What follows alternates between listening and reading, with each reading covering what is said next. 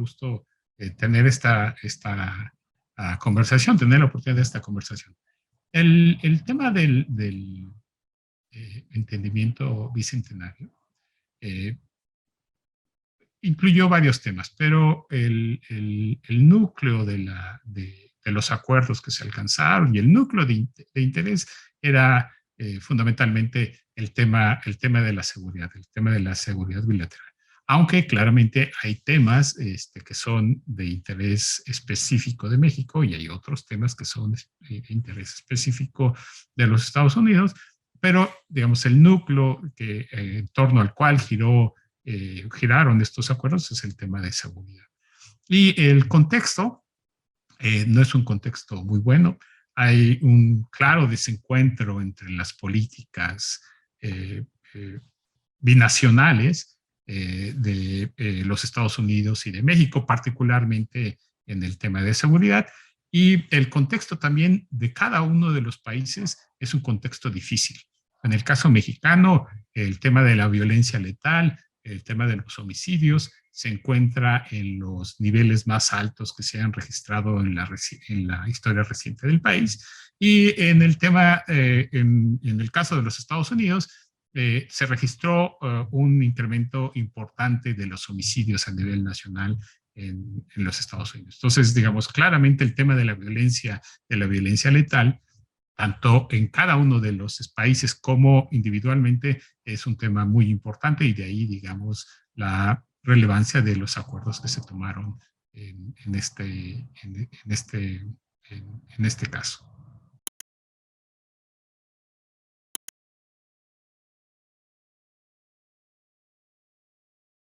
Primero quisiera decir que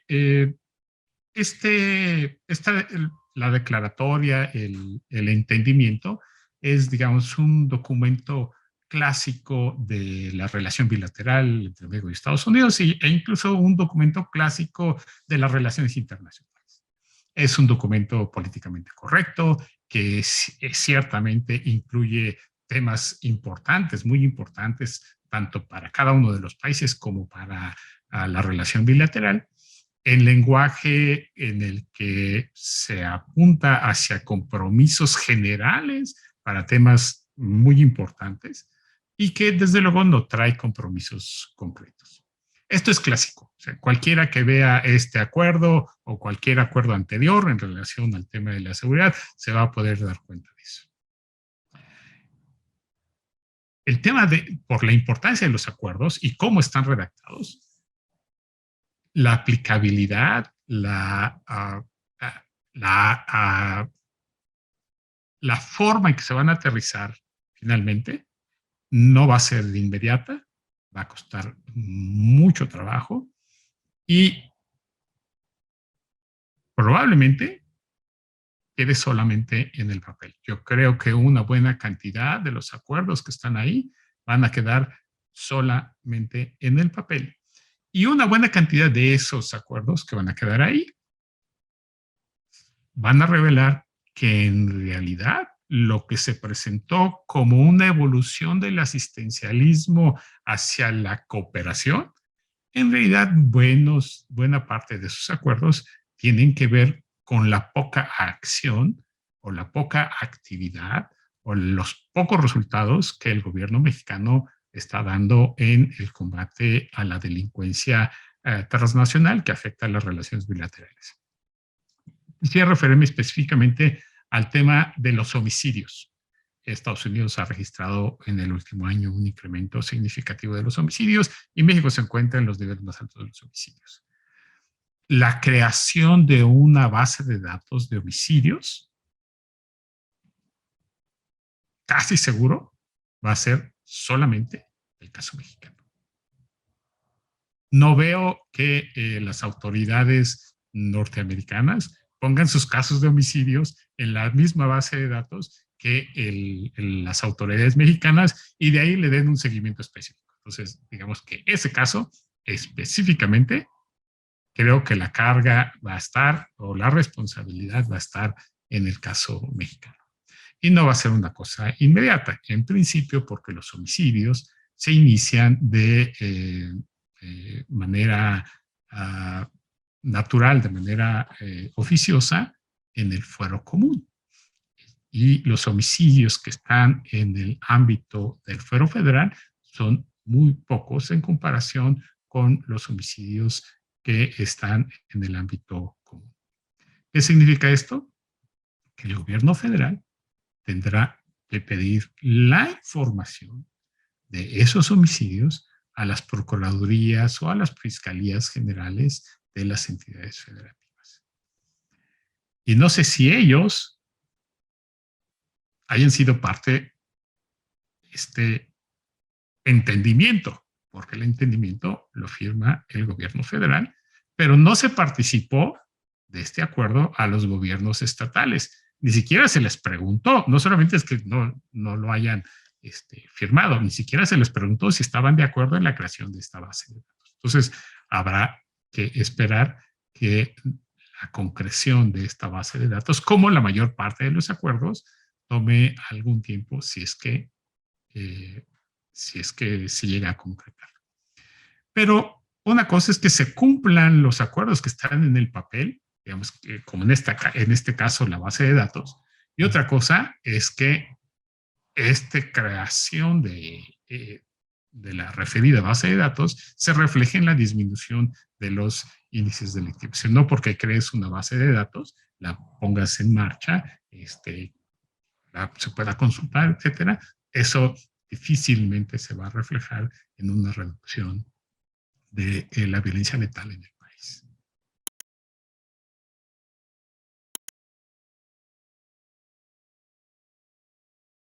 Puesto, el principal y más inmediato, digamos, mensaje de este entendimiento es absolutamente simbólico. Es decir, no están rotas, no están bien las relaciones bilaterales en el tema de seguridad por muchos temas, por el tema del exsecretario de Defensa, por el tema de los agentes de la DEA, por la nueva, digamos, la nueva legislación del gobierno mexicano hacia los encuentros entre autoridades de seguridad mexicanas con autoridades de seguridad de los Estados Unidos, etcétera.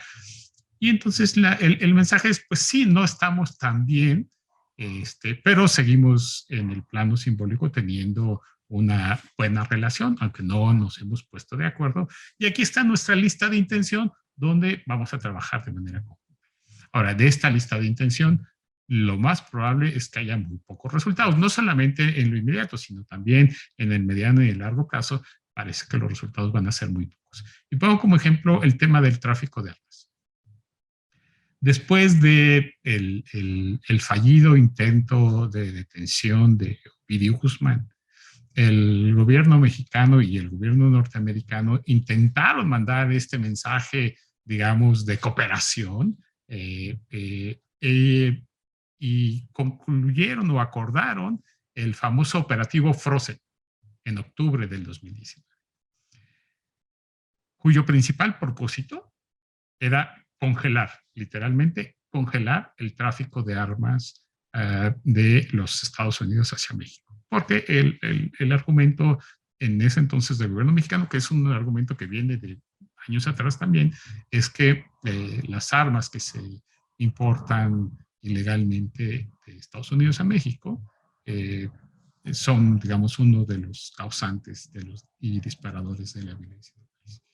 Bueno, ese operativo Frozen, literalmente no pasó nada.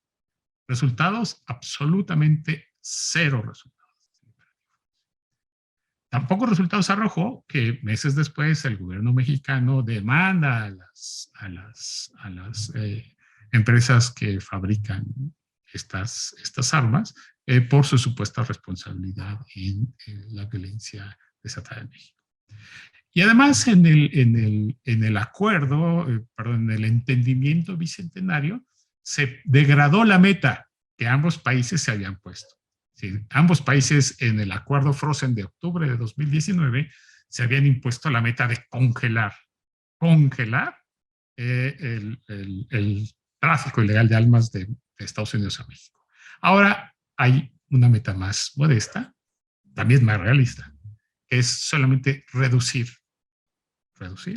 del tráfico de armas de Estados Unidos a México. Cosa que por lo demás implica una generalidad absolutamente inasible. ¿Qué tanto lo van a reducir? ¿1%, 2%, 3%, 4%? ¿Cómo se va a verificar eso? No hay nada. Entonces, cuando vemos el acuerdo, los términos en los que está redactado y cuáles son las posibilidades, tomando en consideración los antecedentes en los temas fundamentales que se incluyeron en este acuerdo, la verdad es que es absolutamente simbólico y con muy pocas probabilidades de dar los resultados que todos quisiéramos, no solamente los mexicanos, también los norteamericanos. Son muy pocas las posibilidades de que haya resultados concretos en el corto y en el mediano plazo.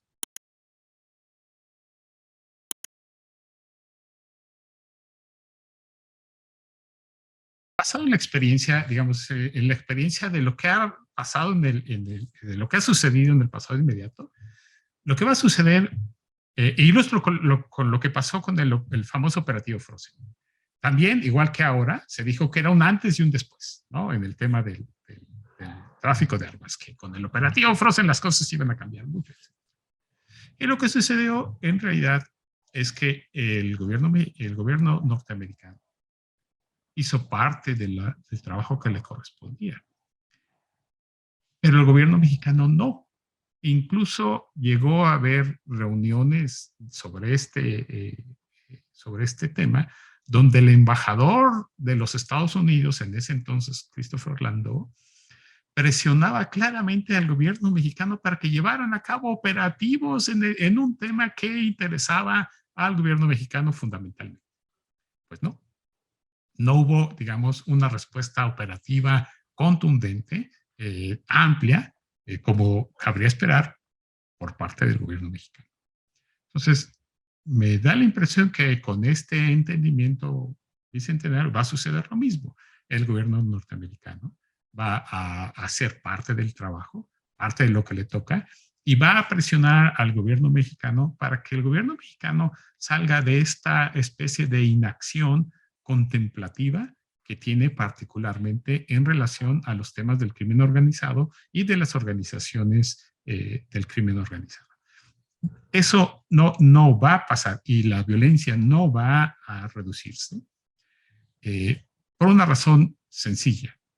El gobierno mexicano no va a cambiar su política de no hacer frente a las acciones de las organizaciones del crimen organizado, particularmente aquellas dedicadas al narcotráfico, y tampoco va a cambiar su política para realizar acciones que lleven ante la justicia a los líderes de estas organizaciones del crimen organizado. No lo va a hacer. No lo va a hacer, como no lo ha hecho y ha insistido que no lo va a hacer en estos años. Entonces, ese es el tema medular cuando se analizan los distintos acuerdos de este entendimiento bicentenario. Lo que está detrás es la gran presencia del crimen organizado transnacional, particularmente el que opera desde México, en la gran mayoría de los temas que están incluidos. Y si uno de los firmantes de este entendimiento no va a cambiar la política que ha tenido respecto del crimen organizado durante 3 años, seguramente no va a dar los resultados esperados, independientemente que el gobierno norteamericano demuestre de que él sí tiene la intención de hacerlo.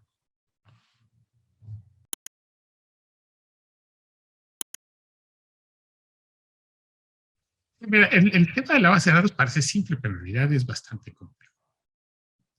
Todos los homicidios se inician de oficio en el fuero común, a pesar de que haya un narcomensaje, a pesar de que la víctima haya sido decapitada, haya sido desmembrada, tenga 38 puñaladas y hayas recibido 60 disparos de arma de fuego de AK-47, aunque estén todas las evidencias de que se trate de un homicidio vinculado a la delincuencia organizada, se inician de oficio en el fuero común.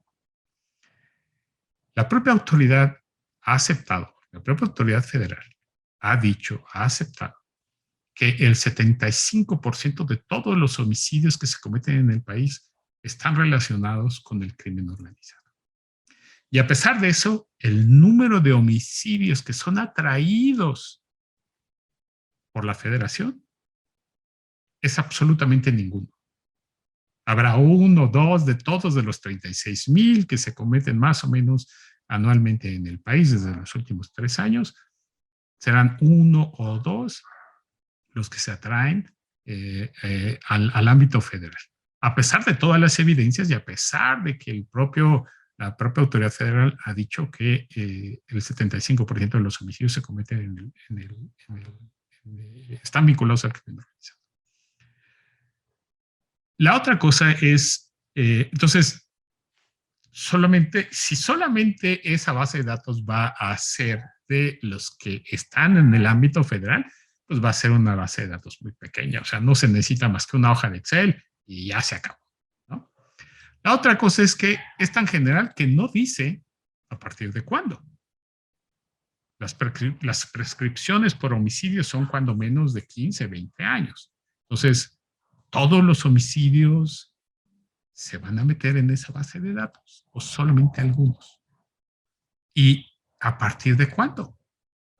¿De 20 años atrás? ¿De 15 años atrás? ¿De 3 años atrás? ¿Cuántos años hacia atrás?